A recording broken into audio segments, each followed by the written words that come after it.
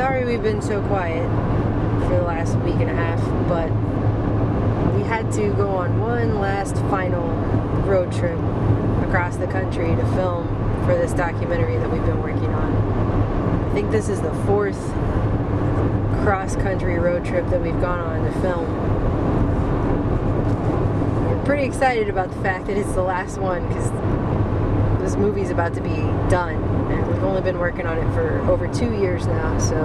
Yeah, we've been to the East Coast 3 times for this film and the West Coast once. And Canada. And back again, yeah, in Canada. We drove up to Canada, where we were detained at the border coming back in. We've been detained on this trip as well, but that's going to be a separate video, because it was a much more frightening situation, I think, actually. But, there's something that I very clearly noticed this time, on this particular trip, that really hit home and sunk in for me. America is very much pretending. We're very much pretending that everything is okay and that it's all the same as it was 70 years ago, you know, after World War II was over. And the overlay of that is still there, but everywhere you look, it's blatantly obvious that society is crumbling fast. And what I mean by that is that every town we've driven through, it's pretty clear that buildings are crumbling, roads are falling apart, people's homes are falling apart. And the only buildings in town that even really look nice is usually the bank. In fact, in most every small town, even the tiny towns that we've driven through, there's always one really nice building, and it's always the bank. And then you have the high schools, the public indoctrination centers. Those always look pretty good. A lot of them are new. A lot of them are new, yeah. A lot of them look brand new, while everything around it looks like it's falling apart. The college campuses always look real fancy, a lot, especially the bigger universities. Those always look great because they're raking in the dough. But everything else just looks like it's falling apart. I've also noticed that in every city, no matter how small, you will always see support the troops or some kind of war memorial, or they've got cannons from some part of some war that happened. The whole thing is like one giant military industrial complex with a Burger King on it or something, or a Walmart or a McDonald's, you know. And it's like we're all just pretending society is the same when clearly it's not at all. I've seen cell phone towers all over this country, but I don't think I've ever seen one quite this religious. It's covered in crosses. There's something pretty sickening about that, actually. Because you have all these kids, they're going to these major universities, they're paying all of this money to go. And on all of the major campuses that we've gone past, what's on those campuses are secret society buildings, secret society tombs up in Yale, for example. But other campuses all have their own little societies as well. And those are the people that are actually the elites that are chosen from that pack that are running everything. Everyone else is just going, mostly getting into that debt for life student debt system so they can get a degree that's pretty much useless because there aren't that many jobs really available anymore these days, and get themselves in a lifelong debt, when it's pretty obvious to me, just based on, and I'm talking every major university we've passed, when I look them up and I do research on it, they all have secret societies, because that is how the leaders of this country are actually chosen. In every sector of society, that's it, hands down. And they get a different education than everyone else that goes to that school. They get taught other things that are not, the rest of us are not privy to that information. Because when I think of Harvard, I think of that.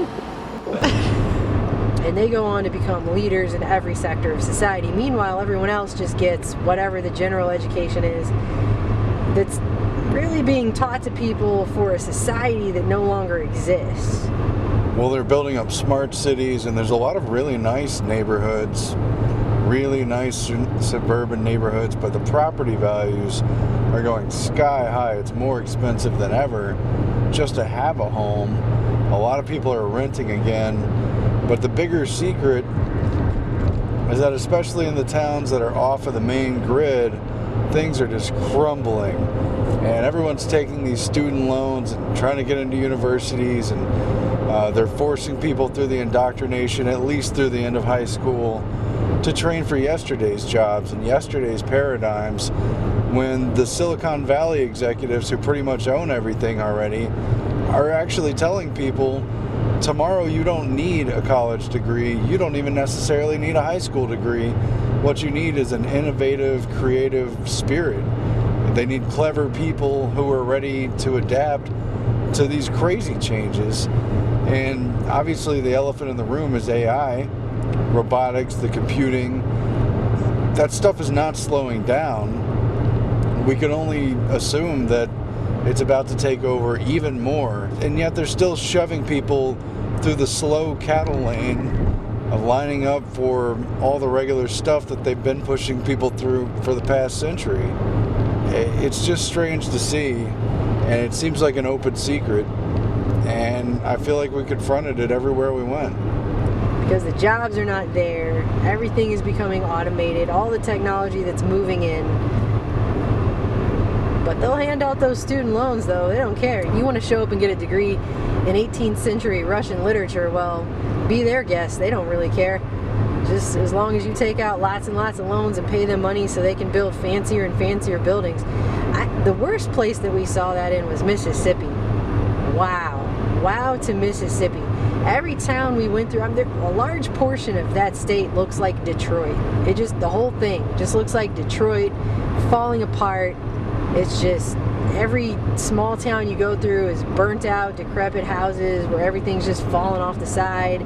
Every street corner's either got a pawn shop on it or a title loan store or a liquor store, and it's just like that for miles and miles and miles until you get to Oxford, Mississippi, where Ole Miss is. Then all of a sudden you have just huge, elaborate buildings and fancy restaurants around it, and fancy homes. It's like an island in the middle of that state. And what's on that campus? Oh, you better believe secret societies are on that campus. Some of the oldest secret societies that have ever existed are on that campus. So, and it's like that in every state. And it's just become blatantly obvious to me that this place is nothing like what I was told as a kid. Nothing like what we were taught. The people at Bilderberg and those types, they obviously know what the plan for society is years out and what's going on, but we are all compartmentalized and in the dark on that, and we're just supposed to stumble through and try to figure it out as we go. But one thing is very clear: society is sleepwalking through reality right now. We're on the precipice of a huge change, and they're not telling anybody really about that at all. And so everyone is trying to continue to make now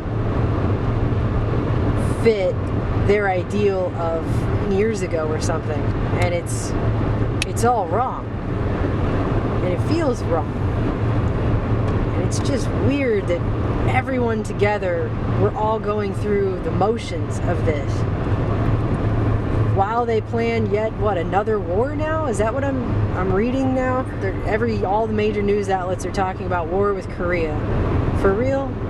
I mean, we can't even fix our highways, but we can afford to go to war with yet another country. Aren't they already spending billions in the Middle East to topple countries and install dictators in the same fashion they've been doing since the 1950s?